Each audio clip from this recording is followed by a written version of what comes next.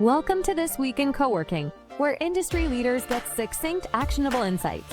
Here are your hosts, Hector Kolonas and Mike LaRosa. Welcome back to another episode of This Week in Coworking's weekly recap podcast. My name is Mike LaRosa. I'm joined by our TWIC leader-in-chief, Hector Kolonas, and we've got a special co-host this week. We've got Anne Olsen, who's director of Workspaces at the Domain Companies. Thanks for joining us, Anne. Welcome aboard. Hey, thanks so much for having me. I'm so excited to dive into this week's recap. Yeah, it's been a jam-packed newsletter, and I've been away for a few weeks, so it was nice to be back and see you again, Hector. What have we got lined up for this week in the newsletter? So we've got quite a few interesting topics, and Anne, thanks for joining us again. We're going to talk a little bit about where Anne is calling from, what they're doing out in Brooklyn, some of the interesting things that maybe we haven't even shared yet in the newsletter. We'll get to that in a sec. But we're also going to look at some of the long tail mistakes that some operators are doing or things that they're not tracking, dig into whether swag is something we give away or sell, and then just run over some market moves together, just things that people are doing that caught our eye this week. But Mike, it's good to have you back as well. I'm happy to see you're outside of that blue orb that you're normally in when you're traveling. I was just saying before we jumped in, I'm always interested in what's sitting behind you. Maybe we do a whole episode just digging into that. But this is a co-working podcast. I'm going to dive right into the news. And tell us where you're calling us from. I am calling from the Shop Brooklyn. We are officially soft opened. This is our third location. So for those who aren't familiar with our brand, we opened in New Orleans in 2017. Then we opened in Salt Lake in 2021. Perfect timing with COVID there. And now we have our third location here in Kolonas, Brooklyn. So we are part of a larger mixed-use development owned by the Domain Companies. So we are the second floor of a larger residential tower. We have some great ground floor retail, including Hitty Crate, which is a pottery studio. I've Kolonas Marketplace, which is like a little bodega type environment. And then we are working on finalizing a brewery tenant. So this is going to be the place to be in Kolonas pretty soon. It is amazing, but you also shared that you've actually opened at a set capacity. What was your goal? What are you opening at? Yeah. I'm a competitive goblin through and through. And I set the goal that I wanted us to open at 35% pre-lease. And I'm so excited to share that on Monday. We opened at 40% pre-lease. And we already have sold 3 more offices this week. So that is ticking up at a rapid pace, which feels fantastic. And I'm really excited because then to just add to what to me shows just such a need in this neighborhood for our product and what we're offering is that is true. We opened at 40%, but what is also true is we've only spent $1,500 in marketing for the last 2 months. So we dramatically reduced our spend, knowing that summertime in New York, city empties out, not wanting to put all of our eggs in basically an empty basket, right? So to know that's how well we've been received by this neighborhood and community is so encouraging. And now that we're pumping those dollars back up, I cannot wait to see how good this place sells. It already just feels so good in here. And it has filled my cup up and brought me so much joy the last 4 days. Like, I cannot wait for what's next. It is amazing, but there's also something really interesting at the specific location that you guys have done, right? I mean, yeah. I was actually visiting there yesterday. It was, Anne was like, I'm in town. We're opening this week. Come ahead and check it out. It is amazing, but there's something more. If you do go back and look at the shop's brand profile on TWIC, you will see that we've mentioned a few things about the Kolonas location over the weeks. A focus on local artists, a focus on nonprofits, a focus on supporting the local community. And tell us a little bit more about what you're doing differently in Kolonas.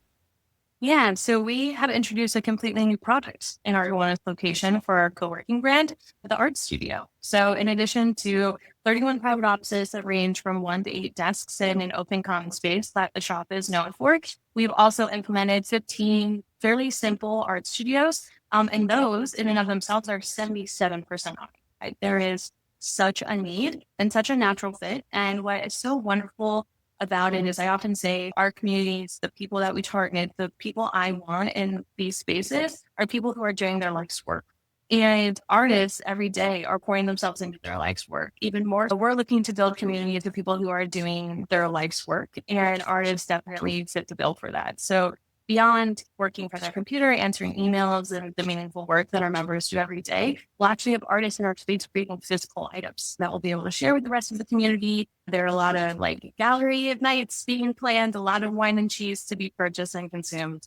We're really, really excited about this layer. And it brings such an interesting vibe. I know, Hector, you had told me about a space in Europe that provided art studios, but I think that there's very few that do both at this high of a level. So I'm just so excited to watch how everyone shares a coffee maker. Yeah. And I actually definitely talked to you all day. I spoke to you most of yesterday about the space, but I'm not going to do that to everybody. But Anne, you're also been involved with co-working for a while now, right? You've done multiple stints at different companies, now obviously leading co-working at the domain companies. You're one of the perfect people to bring onto this podcast with me and Mike to dig into what else is happening in the industry. So shall we dive into some more of what was in this week's newsletter? Yeah, let's do it. Alrighty. So if you are following along, listening or watching this wherever you get your podcasts, you can head over to thisweekincoworking.com and click on week 38 to find the links that we're talking about. Click on them and let us know what you think as well in the comments. We're going to start with a link that I found really interesting, as I'm a data geek and a bit of a tech geek. I'm just all geek, to be very honest. And this is a link shared by Craig, where he actually looked, Craig Butte, that's how you say his name, Craig Butte, who looked at some data out of a space in Chicago, really looking at how long after a tour did a member actually sign up. So the successful members, if 100% of people converted, how long did it take before they became a member? And it was really interesting because I've spoken to a lot of operators where they're like, hey, if we don't hear back after the first or second email, we don't hear back within a month, they're not interested in us. We're going to focus on people who are actually interested. But what Craig found was 29% of active members at the space signed up after 2 months post tour. And I'm like, that's 29% of revenue. You would have lost it if you never chased that. And that just got my mind thinking automation, follow-ups, touch points, cross-marketing, multiple touch points. But I'm going to step back. What do these numbers say to you two?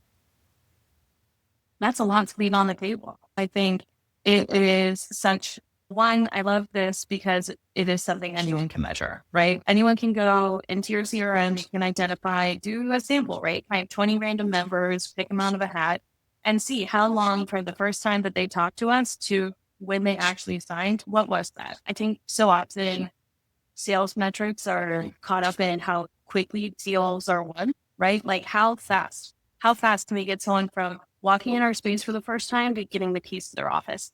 And in that process of getting so wrapped up with speed to lead, getting to them first, talking to them first, touring them first, I think we forget that people take time to make decisions. I take time to make decisions, right? I'll sit on an idea for months before I activate it. And I think we need to give that same grace to our prospects and automate how we're getting back with them, right? Like how we follow up with that. It's like what sequences are built for, right? We need to build beyond that first 30 days, in my opinion. So I loved this data point. I think it's really something everyone needs to know about their space. Yeah, I agree with everything. If there was one additional data point I would love to extrapolate on, which we could see, would be also to compare the retention rate as compared to those that took a little longer to sign up versus those that maybe jumped the gun. It might be close to a decade ago since I was working a front desk, but I do remember that members that were quicker to sign up sometimes would also maybe be quicker to discontinue or whatnot. So yeah, I think a lot of times coming from the enterprise world, operators realize they have to jump fast to respond to those inquiries. And sometimes I always say the game of flex is speed, right, in your response. But 28 or 29% is significant. And I feel like it's just another sign that co-working is not that unique. Flex is not that unique. That it's kind of like a bell curve for sales. I wouldn't be surprised if that metric related to other types of sales process decisions, not just co-working. Yeah. I actually want to pick up on something that Anne said, and it is all about the sequence. And I have seen that backfire as well, right? We're having the message go out, hey, you still interested? The whole, let's use the divorce line. Are we breaking up? Are you ghosting us? Like those sales tactics that work sometimes arguably in other industries aren't really going to work here. So definitely think about that sequence, right? You don't want to be pushy. You want to kind of keep touching base. This is where, going kind of on the marketing side, the member, non-member newsletter strategy plays in. Members, they're interested, they're bought in, give them a little bit more.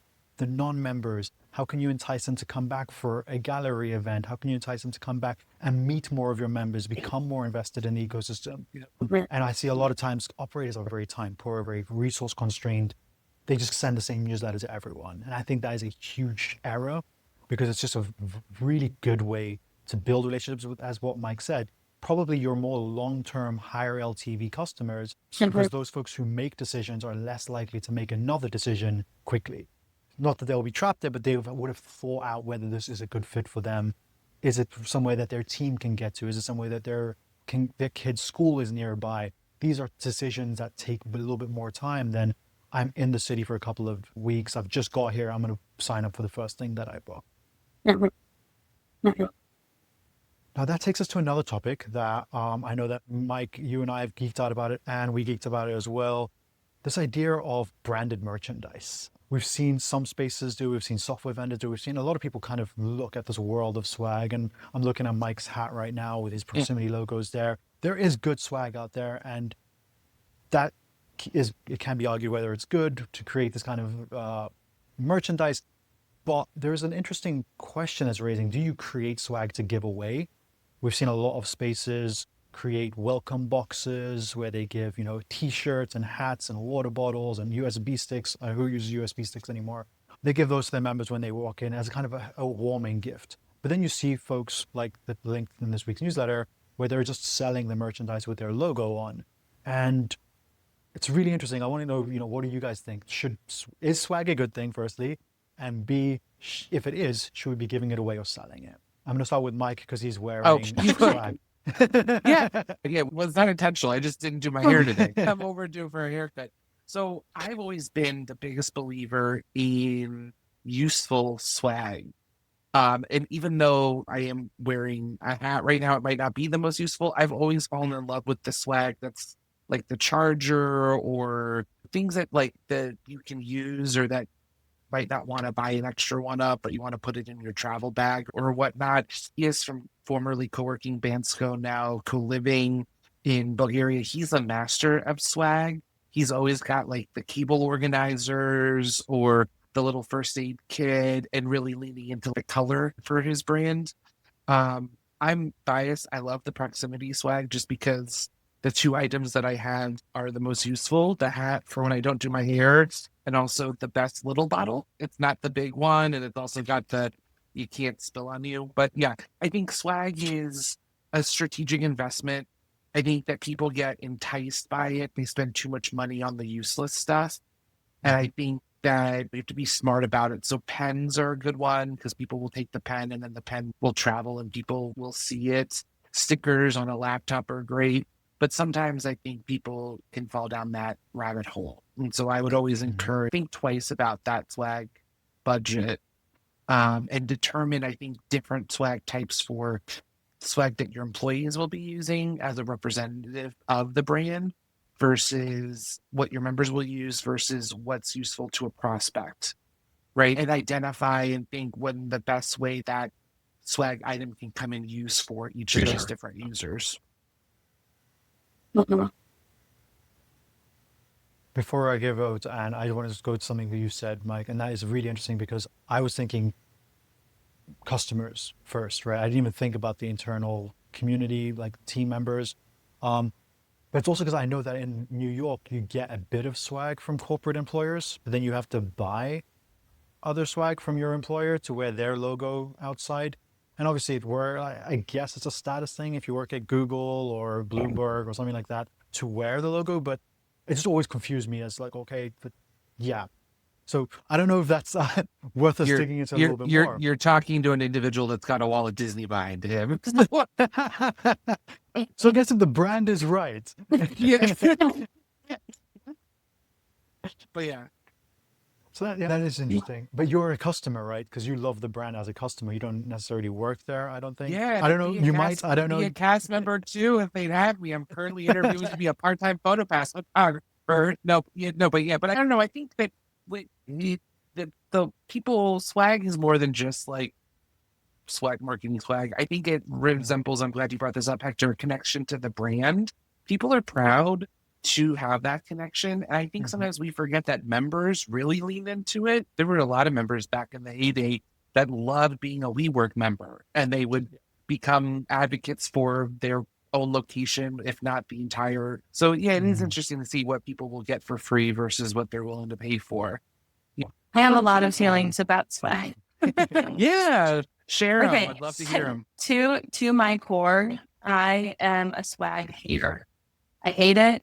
Every stress ball ever made still exists. Doesn't that make your stomach hurt a little bit? That very strong feeling being said. I get it. Like, we still order swag. So I think a couple of questions I would love to ask you too, just out of curiosity for anyone listening. Like, when is the last time you saw a piece of swag and as a result made a transaction with the company that invested in it? Was last time you saw a pen and you're like, oh yeah, this is a great pen. I'm going to go to this hotel in Arizona because that's a great pen. Right? Like, I think Good question. we need to really think about, like, what is the ROI of this swag? Is it that you have a useful item that you got to put your logo on? Yes. Is it because you think it's going to get you more members? No. It's because you think it's going to help your members see you as a more intentional actor in your space. Because you didn't just get a pack of big pens, right? You went and you invested in big pens with your logo on them. That added just that little touch, right? So I think we need to separate this idea that swag is generating sales and to really that understanding that swag is a way for us to communicate our intentionality and our ethos of our brand. So like, we put our our logo on our mugs because we want every single picture that someone takes sipping a cup of coffee to have a shop logo in it. And I also know that the coffee in that cup is going to, kick ass. It's going to be really good. It's going to be locally roasted. It's going to be delicious. And I want all of those things to be associated with the shop. But I don't really think that someone's going to see, although I think they're very cute, our Brooklyn cream mug with an S logo on it and be like, I want to be a member there so I can drink out of that mug, right? Like, that's not going to happen. But as far as like your team goes and everything, I really enjoy making swag that I feel like people will wear and use. It's really the only thing that I'm willing to invest our operating budgets into. For the Brooklyn team, we did like a long sleeve crew neck black sweatshirt, and in like black varsity letters, it says the shop BK established 2025. And we have a hat that's a two-tone trucker hat, so very trendy right now. It says, meet me at the shop. And on the back, it says, just off the canal, because we're just off the Kolonas canal. And we're going to do a larger run of those with a little S logo on. And I think things like that, I could envision of selling. I was joking with Hector that I want to make a hat that says, like, this meeting could have been a fist fight, or per my last email, and sell those in our marketplace, because that's something I could see, like, I would find that on the internet and be like, that's hilarious. I want that kind of swag. If you're getting to that level, sell your heart out. But if you're slapping your logo on a pen and charging $5 for it, I feel like that won't work. Yeah. So I have a lot of opinions, big feelings here, but I think swag certainly has a place and you should be investing in it, but it needs to be a strategic investment and you need to not be naive about what your goal is from a return standpoint. Yeah. And you absolutely nailed it. And I think we should all collectively stop calling it swag, even though we've said the word swag as long as 50 times. Here's the thing though, swag is preferable to swag. When people shove that C in there, swag.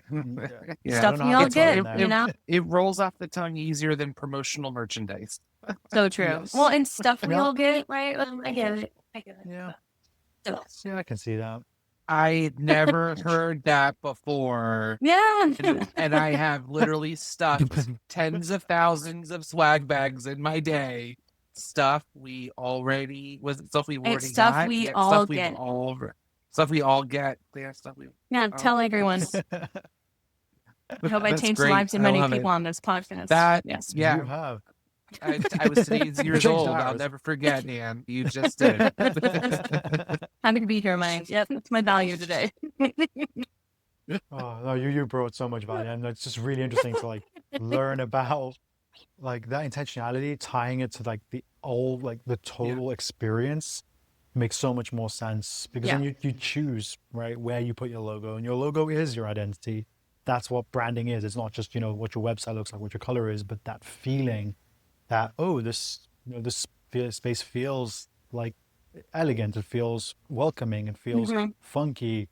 It feels like it's really cheap, but that's all I wanted it for, right? There's different Yeah. types of co-working. And so in that sphere, there's a whole lot of different types of swag that we can do as an industry that helps us Mhm. promote this ecosystem of work. But on the topic of different types of co-working, Mike, what have we got in market moves this week? A lot going on in market moves, much referenced and mentioned in this newsletter. Watso has announced yet another partnership, which is bringing them to their first location in Sydney CBD, which is real big news. The suburban-based brand is making its way to the big city lights. So congrats to them. And then a lot of shifting in brand, and it's been a couple weeks since I've been on the podcast, so that means it's been a couple weeks since anyone's mentioned a reference of co-working to hotels. The news that's coming from Industrious and Convene, it's very similar to another real estate industry. So Industrious has announced that they are rolling out an indie brand where they're going to have smaller, more intimate spaces, 100 seats, 150 seats or so. Mhm. Uh, that will be popping up all over Manhattan. And then Convene announced that they're taking their two standalone brands and putting them under an umbrella called Convene Hospitality Group. So those are some of the highlights from market moves. What are your takes on those? Because I've got plenty of opinions, but no one really needs to hear Yeah. those. They can probably already guess what they are. I'm going to get your soapbox out in a sec, Mike, and let you take that stand. But Take your time. It's warming up. well, I do think it's interesting about both the Watso and the Indie News or the Industrious News is that they are both smaller locations, right? The Watso location is a co-working cafe, Indie, smaller seats compared to their traditional big office. And that is definitely one of the trends we're following with these pieces, but also the fact that we're seeing more and more multi-brand approaches. And that's something that I love to dig into. But Anne, as someone who is in charge of co-working at a group, you have one brand right now Yeah. and you are growing that brand and really refining who it's for. What are your thoughts about this whole multi-brand strategy? Is it something you've thought about it ever, creating a economy brand or a even higher level brand? What are your thoughts? Yeah, we definitely have. So that's certainly like on our roadmap, but it's going to come down to it needs to be the right fit for the location. And sometimes when I hear news, these additional brands are being developed, I worry and I'm curious if what came first, right? It's almost a chicken and egg. Did you find a piece of real estate that you fell in love with that was only 5,000 square feet and you say, okay, I'm going to embed like a whole new thing so that I can have this because I feel like it is worth it? That's one Mhm. scenario. Or you decide, I really think that we need our spaces to be smaller for these reasons, right? It's funny because for me, I see it the opposite way. Like to me, the economics really get there with larger floor spaces. There's more room for spontaneous collisions between people. Your teams meet more people, stronger, more energy, right? Like I'm pro 30K plus 1,000 square feet space. I keep joking that Brooklyn's a Polly Pocket shop because it's 14,000 square feet. So I think it really comes down to like chicken and egg energy. We've considered maybe creating a flag under the shop for an unstaffed experience. It's something I'm really interested in. Work Heights in Brooklyn has done a really with that model. And I think we're going to see more of that continue to grow. So I like it, but they need to be different enough to making a whole new thing. Making what you're offering small is not making a new thing. So I think that I'm interested to see how that shapes, but it makes sense. It's a natural progression of the industry, in my opinion. You bring up a great point, Anne, because I remember, Mike, a couple of maybe weeks, maybe months ago, we talked about an issue with WeWork, one of the WeWork India locations, where one of them was very high class, very Yep. in demand, waitlist, and another one that wasn't. And someone who was at the one went to the other one, and it completely blew their mind that these two were the same brand. And that, yeah, it's really interesting, especially as we expand, we see networks like yours at the shop expanding across different territories, premium in one place and expectations in one place is not the same as another city. So it's really interesting. How do you balance that brand experience, that culture we were talking about a little bit earlier, with the other side of what works in Salt Lake City, what is expected in Salt Lake City isn't what's expected in New Orleans or in New York or in For sure. Brooklyn. It's just a really interesting way of how do we structure that so that it is still one brand. Yeah. I think to Anne's great point, this is an evolution that we're witnessing, right? And so to your question, Hector, what happens or how does this move forward? It's through the creation of brand standards. And then also managing, and you're in a great position because you're under a single portfolio owner. So everything is standardized based on the way that your ownership sees and how you lead through this division that you stood up. Industrious, they're talking about billions of square feet at their potential disposal through CBRE management. You've got a wide variety of owners, and those owners can have very differing takes on what is acceptable, what is not acceptable, how much they want to spend on amenities versus how much they want to spend down to the cleaning chemicals or the types of hand soap that's available in the restroom. This is natural. I think that what we're seeing is speaking to two things. One is the maturity of the service provider and the complexity of the management agreements, which we've beaten like a dead horse on this podcast. And then the second one is also the evolution of how space as a service is really taking the lead, in that we don't necessarily need 10 floors of fishbowl offices that WeWork was known for. People are looking for a space to connect, communicate, educate, celebrate. And so naturally, as those spaces carve out, it makes sense to have a brand, right? Where we understand that some hotels are a long stay hotel where you might have a little kitchenette versus a business hotel where you're just a bed in a small room. People then understand what to expect. So I think it's just the full evolution of this tells me that no matter what's going on in the greater real estate industry, this points to resilience and health in flex, because with diversity comes greater growth and longevity. We're carving out these different niches. There's clearly need. Yeah.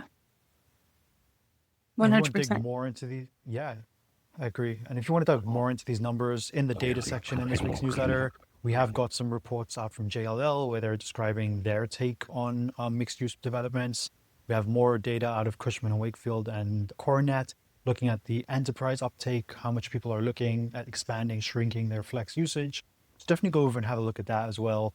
But we have hit our time for this week. So I'm going to thank you both very, very much for chatting through everything with me this week, sharing your amazing insights as always.